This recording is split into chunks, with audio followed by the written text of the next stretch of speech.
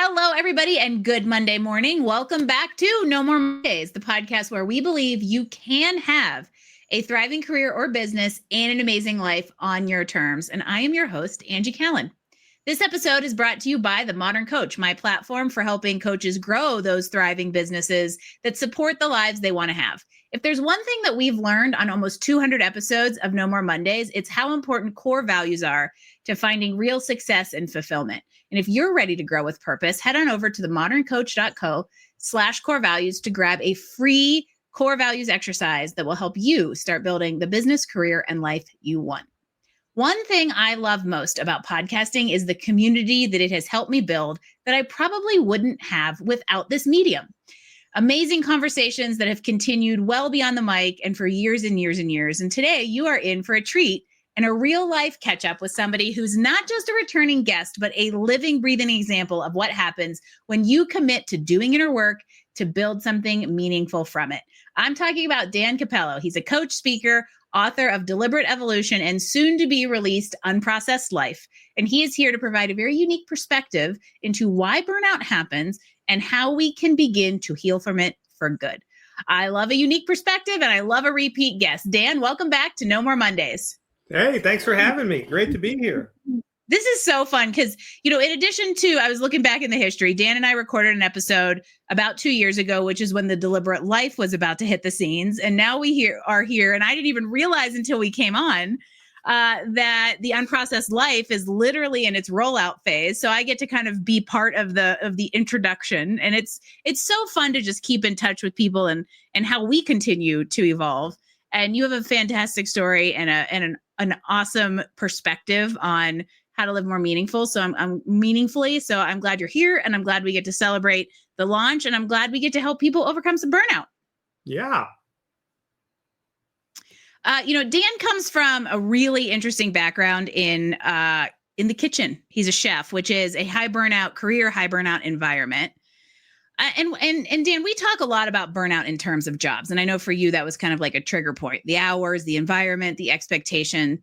But this new framework kind of gives us a little bit of a different view. So I would love to hear a little bit more about your perspective and what you mean when you say burnout is about the person doing the work and not the work itself.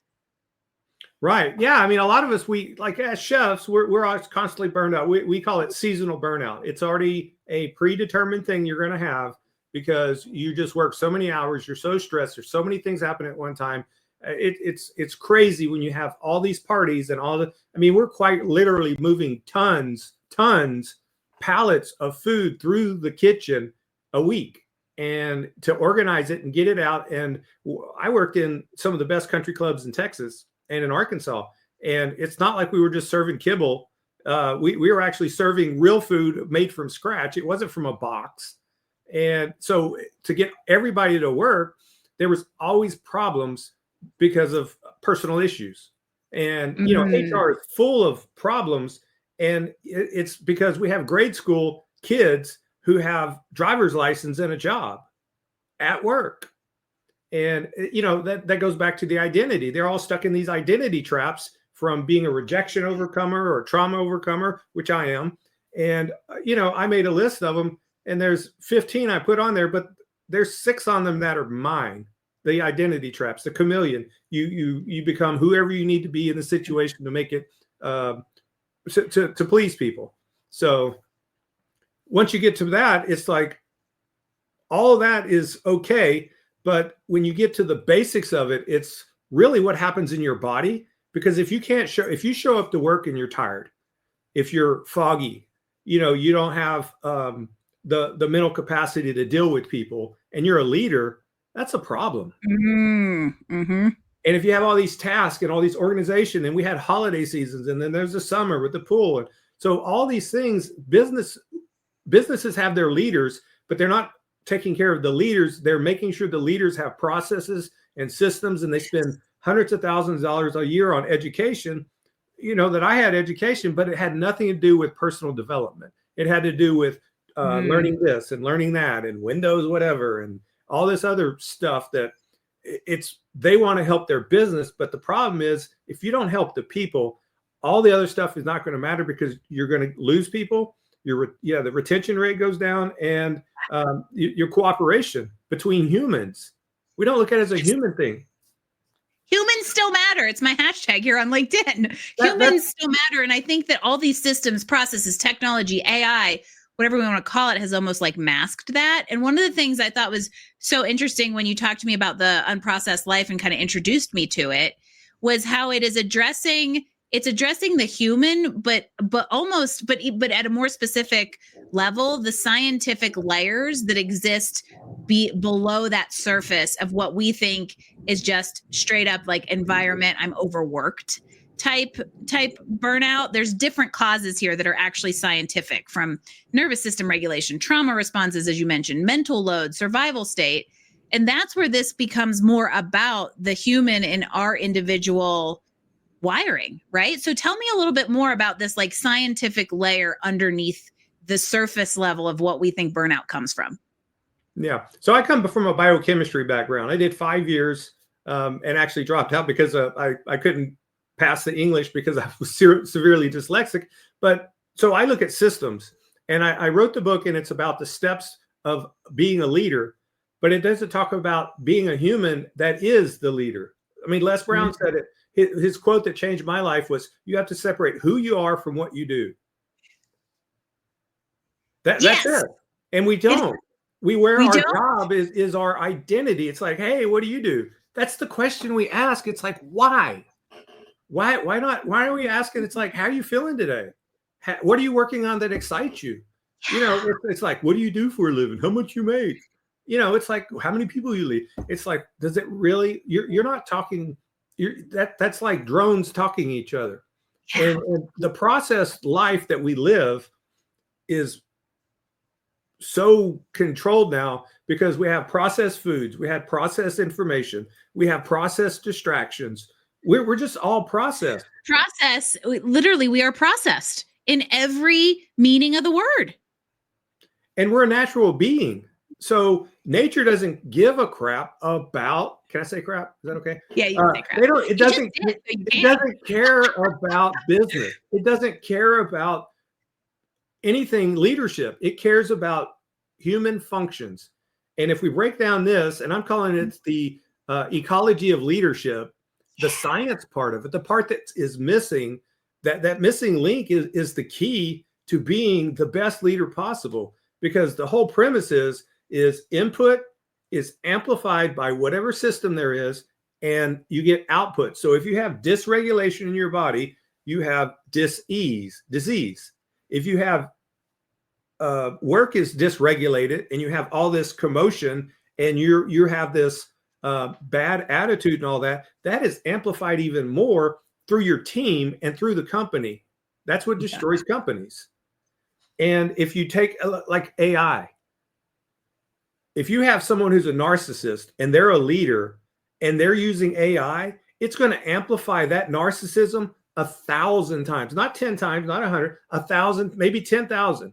Yes. So now the dystopia that's going to happen with AI is not because of AI. It's because of the people using it, the leaders, and the companies aren't helping the leaders be a better human.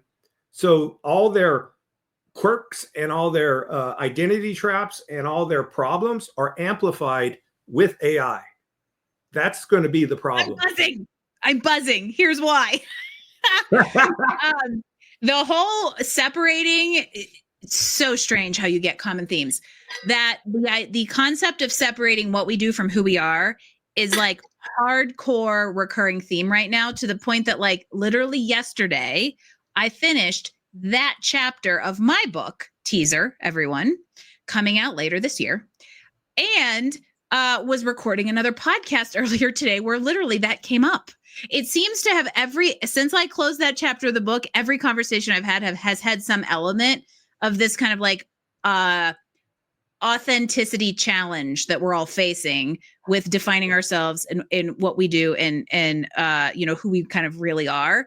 And, this isn't a talk about AI, but it has very relevance when we're talking about how to be a human, because that is my favorite topic. So much so that, Dan, when I come to Dallas in October, I am speaking at AI Marketing World about how to be a human. And I think that you just hit the nail on the head with how important it is to maintain our human relationships and our human neutrality and sense of reality, and not the sycophancy that we know ChatGPT wants to give us because it wants to please us so bad. And that whole translation of like, what is a disease and how it can weave down. If you're not a healthy leader, to bring this back to like this leadership lens, leader in life, leader in business, leader of a team, leader has lots of meanings here. If you're not healthy, that is going to trickle down.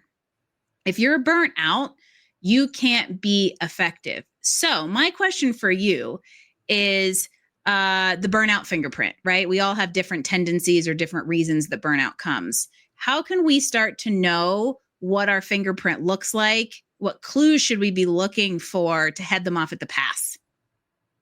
Well, when you get down to that, I mean, let's go to the scientific level. There's two things in play. There's one of them is your biome, your whole body, and it's made up of all these chemicals. It's a chemical reaction, and if you don't have the proper chemicals because you're eating processed foods, then you're not going to create the chemicals that make that human optimal. And if you can't make the human optimal, you can't have presence. And presence is leadership. If you can't be present in mind, body, and spirit, you're not a leader. You're a manager. And there's a huge distinction between the two.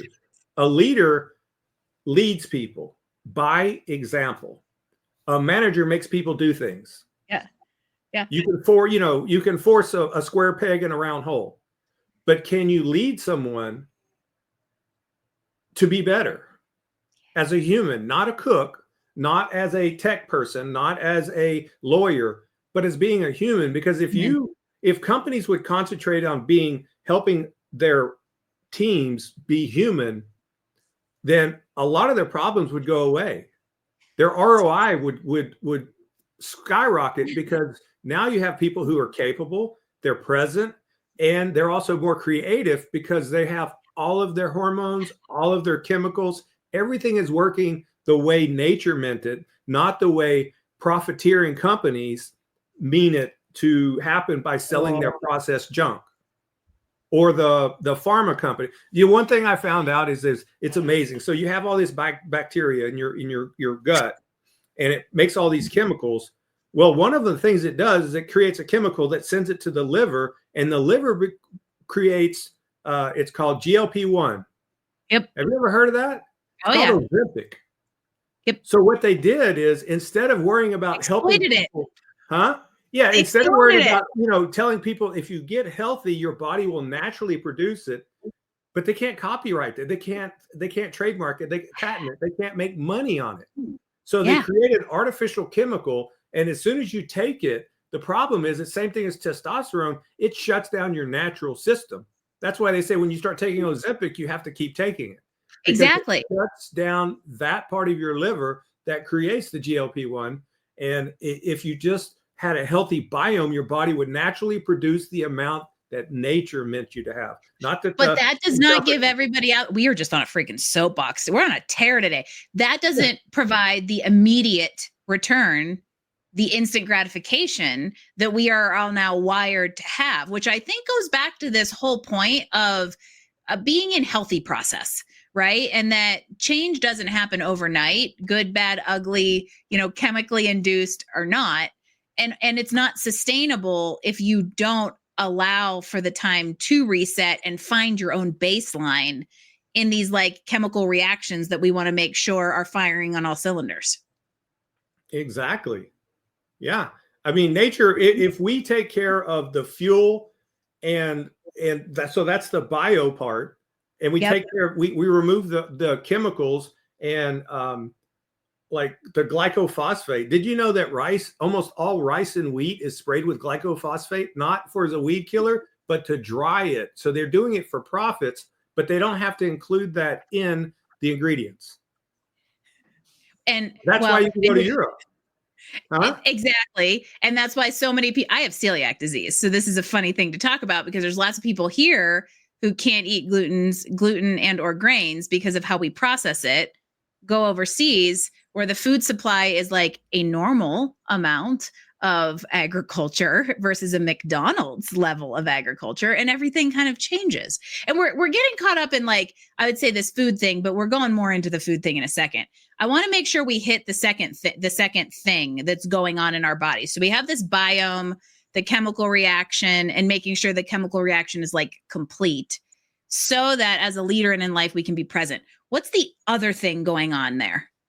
So the other part is the identity. It's who we are, because we're all somebody, and we were somebody before we started being abused or ridiculed or rejected. We were that person, but we had to create a different identity just for us to survive.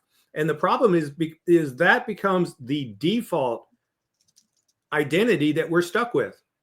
And that was mine. I was in the performer identity for so long. It's like, if you criticize my food, you criticize me as a person. Yeah. That wasn't the case. I couldn't take criticism.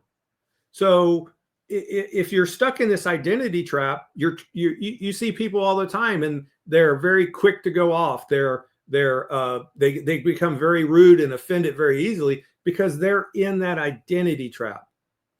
And the only way to get out of it is to recognize it and then take your values, which most people, I think it was like they did a study, it's like 70 or 80% of CEOs do not have a defined value list. And if you can't make decisions based on your values, then you're just making them willy-nilly. And that's why you have so many problems in your life. You're like, why can't I get a break? It's like, because your values aren't really being used. So you're making decisions based on the wind. It doesn't work. If you need to work on your values, by the way, themoderncoach.co/core values. Wasn't that a perfect drop at the beginning of the episode? See, totally we're all come to the same realizations once you start detailing this down. And, I've just put a name to it, the ecology of leadership. It's about being a person. And you can't, if you're not a person, a whole person, a present person, your leadership is going to reflect that. Yep. Yes. Okay. Oh, this is so fun. I love where this is going. I always remember when we have so many different parallels for different reasons, but it's like shared perspective, shared challenges and journeys and what we've realized from them. And I like this. This is a completely different way to think about why you're fried, people. Okay. So we've talked about this, let's say the burnout fingerprint was this first thing, and how there's like an actual physical chemistry to it that then gets paired with, let's call it just our social emotional conditioning over time, that starts to impact things. Then you layer on that the values misalignment, and there's the mindset piece that's a completely disconnect in this magic recipe that we're building. And I want to actually now talk about the literal recipe in your ecology of leadership ecosystem, because you also have a kitchen blueprint concept that comes into this, and how we can literally bring food into this equation to improve some of the things. And this is where I love where the chef piece comes back into all of this like personal growth stuff. So talk to me a little bit more about the kitchen blueprint and how that applies both inside and outside of the kitchen in this little picture of ecology we're building. Right. So now if you look at it, like I was a 300-pound burnt out chef. Now 300 pounds, I'm 6'2". That's a huge person. And that was from all the whatever, my issues. That was the big part. And it was the food I was eating. The food I was eating in my own restaurant was poisoning me. So you have to remove things. It's like we go to Starbucks and they put hot coffee in a plastic lined cup. So now they say, oh, it's BPA free, but it is still a hormone disruptor. And then also you forget there's industrial lubricants that they have to use so the cup comes off the mold. So all this stuff isn't even labeled, but we're eating it. So the first thing you got to do is get rid of your plastics, your styrofoams and storage containers. And it's a process. It's not like you can't do it all. You can't. I do offer a $10,000 thing. I'll come to your house and change everything out. That's amazing. That's one of the things that goes with the kitchen blueprint. That is like, if they want to turn their kitchen over in a weekend, I will order the stuff, have it delivered to the house, and help them get rid of it, and then donate the food somewhere. That's literal white glove right there. That's genius. Yeah. But I mean, it's if somebody has to have it done and they want it done in a weekend and they don't have time and they have the money and the ROI, everybody looks at it as a cost. It's not a cost, it's investment in your health. I mean, what's the ROI? Stop looking at the cost of everything. Yes. And look at the car. What's the ROI? Mm-hmm. The ROI of your health is better leadership, better presence, healthier kids, a better relationship with your spouse or significant less other. stress. You probably are also, let's look at this as a total straight up metric. You're probably getting more days on the earth. Yes. See, everybody wants to live longer, but or it's higher quality. Maybe it's not necessarily more days, it's better days. Well, that's what I was about to say. You got your lifespan, but then there's your health span. The ideal health span is that they're like Bob's gone. Last week I saw him, he was great. It's like, yeah, he died in a week. Wow. Wouldn't that be great? I mean, it's not great, but yeah, I'd way rather fall off a cliff than like continually slide down a mountain for 20 years. Yeah, I always say I'd rather, I want to be eaten like by a great white shark or a bear or fall off the side of a mountain. Come visit. We can make the bear fantasy come true. Yeah, no joke. But it's like, if you look at this, it's like, do you want your last 15 years or 20 years on this earth with a walker, with someone helping you with all your personal needs? Or do you want to be healthy, whole, enjoy life, go on the cruises, do all this, and be 75 or 80 or 85, and you're still in physical capacity to take care of yourself? That is the unprocessed life, period. It's like we retire. End of episode. No, I'm kidding. I think what's really important here is this is a different perspective on something I've talked about here before, but I really like this, is regardless of whether you feel like you need to really lean into this unprocessed life because you're burnt out. Let's just say you're like, okay, I'm not burnt out, so I'm tuning out. Guess what? I'm going to make you tune back in, because if you are leading at any capacity or you own a business, there is a level of stamina that we need to maintain in order to perform the way we need to perform as consistently as we do. Now, nobody's 100%.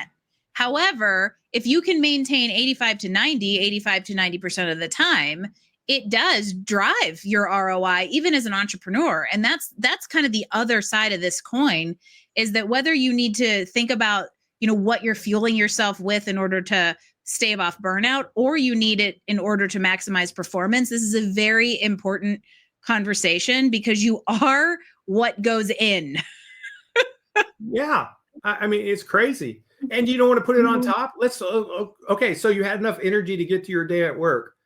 Well, we go home and we have the second best of us to give to the most important people in our family. I always say your first job is at home. Your second job is so you can afford your first job. And we get it mixed up. We give all we can at work, and then we come home and we're on the computer, we're on the phone, we're watching TV, we're getting drunk, whatever. But we're not, because we're burnt out. We've lost the energy level. So if you have that energy level and you go through the day and you get off work and you still have the energy to go home and play with your dog who's laying here snoring, and it's like, that matters, because you come home and your dog hasn't seen you all day. You are the most important person in that dog's life. And Absolutely. He comes home and he wants to play. You're like, not now, I'm tired. It's like, is that fair for the dog? Is it fair for your wife? Is it fair for your kids? It's not. Is it fair for you? This falls into my, the one of the many hills I will die upon, and hopefully will fall off of and not roll down slowly and painfully, is this idea that we are, society over the last however many hundreds of years has conditioned us to be workhorses, when that isn't really what we're meant to be. This goes back to this whole conflation of what you do and who you are is basically completely blurred now. But I truly believe that we are not meant to live life in the 15 minutes that's left after you get home from work, eat dinner, and put the kids to bed, watch TV, and, fall asleep because you're burnout, tired, exhausted, and gave everything to work. I don't believe that. I believe that we should be designing and defining the life that we want to have, and creating a career, finding a career, or creating a business or job or something that supports it, so that you can put yourself and your family and all those things that you're never going to get back after 65 when you retire first. And I think that this, the literal food and the physical health is a big element to living the full life right now. Yeah. I mean, presence. That's the ultimate goal, is to be present in your life. How many times we're not present in our own life? I mean, I used to use 4 or 5 cups of coffee in the morning to get me going, and then a bottle of wine to get me stop me. And that's just like, that is how many leaders live their lives behind the scenes. It's crazy. Yeah. So let's talk about, we've talked about all these different little, let's say, pieces of this equation or this recipe, if we just want to keep the kitchen thing going, that really build this ecology or this ecosystem of leadership, of life, however you want to apply this. What does it look like or even feel like when you finally achieve the alignment? You've experienced it. What's it look and feel like? Well, I just turned 60, and I feel better at 60. No, you did not. Than I do at 30. Yeah. Because I was burnt out already. I was already destroying my body with the processed life. And all those chemical reactions were making me tired and hard. And, there was a couple of times where I lost a lot of weight and then gained more back. That happens to us so many times. It's because we go on a thing. It's like, I wanted to go to Philmont with my son. And we spent 10 days or 12 days hiking. We did 128 miles in 10 days in the high country in New Mexico. I had to get in shape for that. So I had a reason. But as soon as that was over, my goal was set. It was gone. I didn't have a North Star. And, I did the Spartan race, and it's like, I did the Spartan race, and then COVID hit and I couldn't do it anymore. So I put on 20 more pounds, but I'm still 50 pounds from 300. So that's, you got to take your wins and that's been 4 years. So, well, and it's also proportionally, it's also healthier, right? Yeah. You're not about, I thought I probably am healthier and younger feeling now than when I was 10 or 15 years younger. So that's one of the things that I appreciate. And I think why you and I stand on this soapbox out there, it feels preachy, but there's a reason. And it's because it totally changed our lives and the quality of everything therein and the ability to be way more present. I love that message. Yeah. No, I have tons of energy and I feel good. I do my sauna, I do this. I only have 2 cups of coffee, but there's all these things I do in my life that I've built in with the organics and the non-plastics and all these things. And I see the effects of it. And the effect of it is my lifespan and my health span are going to be pretty darn close. Yeah. And that's the goal of life, because it's a rigged game. Nobody gets out alive. You can't. Very true. Yeah. We're all ultimately living Hunger Games, people, whether you like it or not. Yeah.